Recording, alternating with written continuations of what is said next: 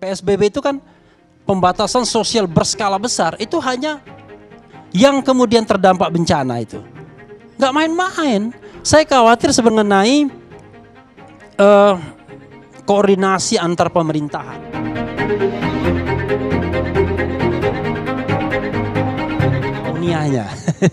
Kurnianya ya, bukan Qur'anianya. Tetapi persoalannya adalah kan kita juga harus patuh Bang Karni dengan undang-undang yang ada. Jadi jangan sampai kita mengambil sisi enaknya saja dari undang-undang yang ada. Kita terapkan soal mudik. Berarti mudik itu legitimasinya, saya lihat Permenhub 25-nya, dia mendasarkan kepada undang-undang tentang kekarantinaan kesehatan, yaitu Undang-Undang Nomor 6 tahun 2018. Kita lihat di sana, legitimasi untuk membuat orang tidak boleh keluar dalam satu wilayah, kan begitu? Legitimasinya adalah karantina wilayah. Karena kalau dia PSBB itu kan pembatasan sosial berskala besar, itu hanya membatasi pergerakan, tapi dia tidak lockdown, tidak mengisolasi. Jadi legitimasinya adalah di karantina wilayah. Hanya memang kalau karantina wilayah, sekali lagi undang-undang itu punya pesan. Tolong ibu-ibu dan bapak-bapak sekalian, kalau mau karantina wilayah, ya yang di karantina itu dikasih makan. Kebutuhan dasarnya, kebutuhan pokoknya, bahkan termasuk hewan peliharaannya segala. Jadi harus dipastikan. Nah, masalahnya saya tahu karena saya juga ngobrol dan lain sebagainya. Memang susah kita kalau misalnya mau melakukan gerakan yang semacam lockdown itu. Tapi jangan lupa, keberhasilan PSBB itu salah satunya ditentukan mereka yang melakukan lockdown swasta. Benar nggak Bang Karni? Mereka yang tidak berpergian. Seperti saya misalnya, saya sudah 20 hari di rumah. Jadi waktu 3 minggu yang lalu diundang Bang Karni, itu saya keluar, malamnya saya ke acara TV lain, sudah itu saya nggak pernah keluar lagi.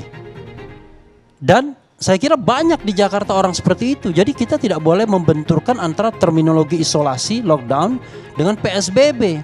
Kenapa? Pemerintah tidak mampu melakukan lockdown itu bukan karena masyarakatnya yang tidak mau. Saya pikir karena pemerintahnya tidak mampu melakukan itu. Coba kalau pemerintahnya mampu misalnya menjamin semua orang bisa makan, ya orang dengan sukarela. Lalu kemudian mungkin ada masalah-masalah yang harus kita hadapi kalau dia misalnya huniannya terlalu katakanlah tidak layak misalnya. Katakanlah cuma berapa square meter, ya pemerintah bisa mengatasinya untuk menyediakan tempat-tempat lain untuk sementara ketika lockdown itu dilakukan. Tapi kan kita paham masalahnya adalah pemerintah nggak mampu. Pemerintah tidak mau melakukan hal yang agak radikal karena dia berhitung dampak sosial ekonominya. Kemampuan pemerintah untuk deploying misalnya bahan pokok patut kita ragukan juga. Sehingga yang terjadi dikhawatirkan ada riot jadinya, kerusuhan dan lain sebagainya. Jadi bukan karena pilihan lockdown itu pilihan yang buruk. Jadi terkesan kok seperti dimusuhi. Kalau ibu-ibu dan bapak-bapak sekali mau memusuhi lockdown, ya musuhin orang yang sedang di rumah, yang gak pergi kemana-mana. Itu lockdown yang dia lakukan, yaitu dia mengisolasi diri, mengkarantina di rumah sendiri. Tapi ada karantina yang lebih luas, namanya karantina wilayah. Nah, karantina wilayah itulah legitimasi untuk melarang mudik. Artinya kita melarang orang keluar dari wilayah DKI dan wilayah-wilayah lainnya karena kita punya legitimasi ini sudah dinyatakan sebagai darurat kesehatan masyarakat. Cuma untuk legitimasi hukum itu saya sih sebenarnya agak menggarisbawahi ada ketidakpastian hukum yang muncul saat ini. Sebenarnya yang diterapkan ini darurat kesehatan masyarakat ataukah darurat bencana nasional? Kan dua-duanya dideklarasikan oleh Presiden. Darurat kesehatan masyarakat itu tanggal 31 Maret. Darurat bencana nasional itu dideklarasikan tanggal 13 April kemarin.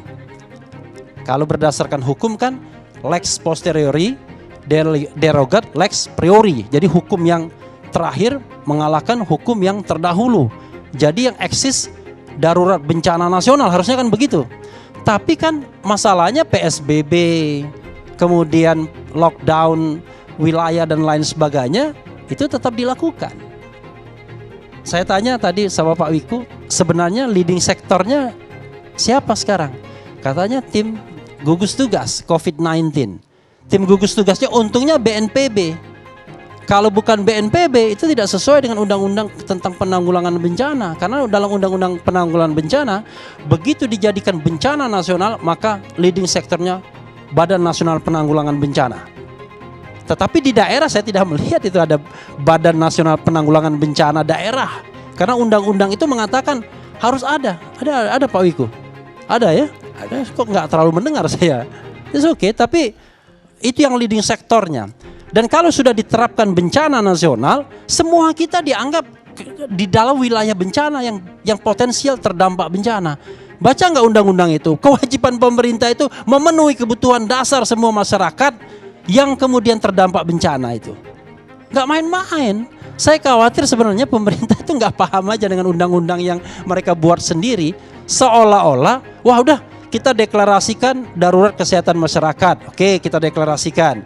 Lalu kita deklarasikan juga darurat bencana nasional. Kita deklarasikan.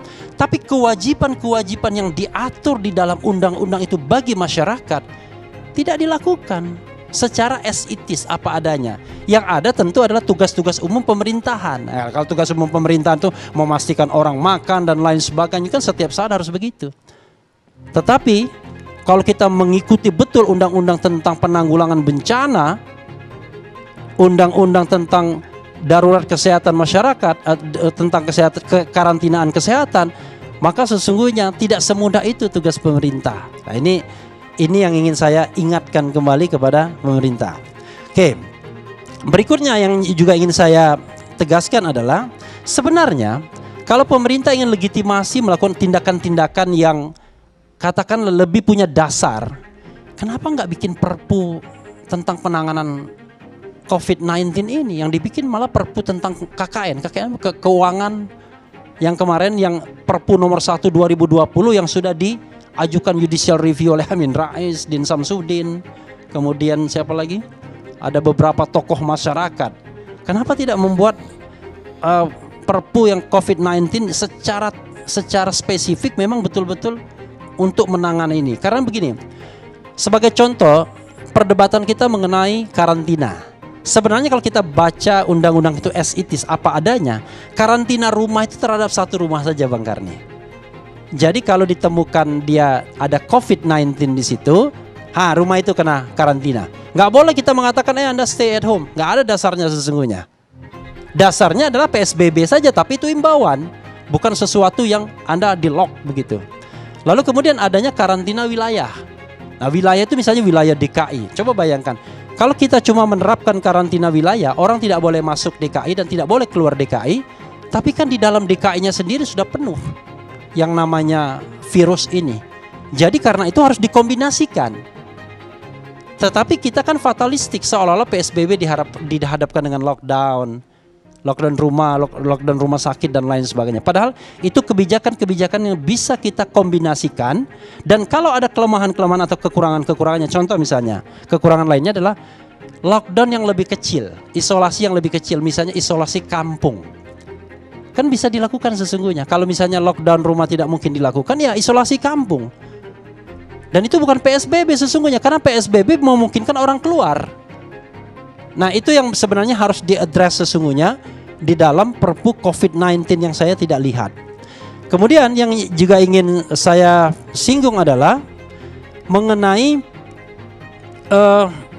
koordinasi antar pemerintahan. Nah, ini. Jadi antara pemerintahan di pusat dan antara pemerintah pusat dan pemerintah daerah. Intinya adalah masyarakat seperti kita semua kan mendukung bagaimana kemudian COVID-19 ini bisa diberantas sama-sama. Tetapi tentu kan kita meng-underline kelemahan-kelemahan pemerintah. Salah satunya dalam hal koordinasi. Saya tanya misalnya, kalau kita bicara kementerian koordinator, leading sektornya siapa? Kementerian koordinator.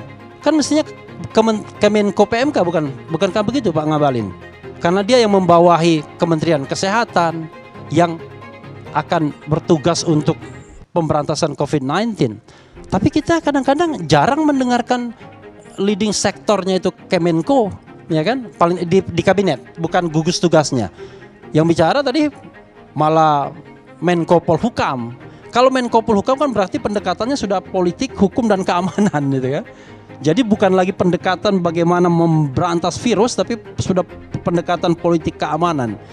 Kadang-kadang juga Menko Maritim, tetapi karena dia acting sebagai Menteri Perhubungan. Tapi jangan lupa ada kebijakan yang berbeda, bahkan antara pemerintah pusat sendiri.